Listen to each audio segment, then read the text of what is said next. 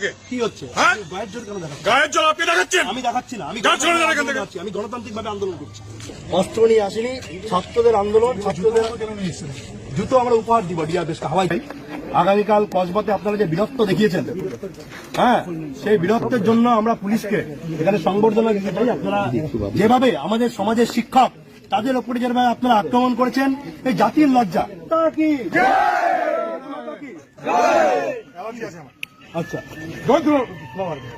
আপনার অ্যালার্জি আছে? আমি সরে যাবেন। কেন সরে দাঁড়াবো? আপনি সরে যান এখানে।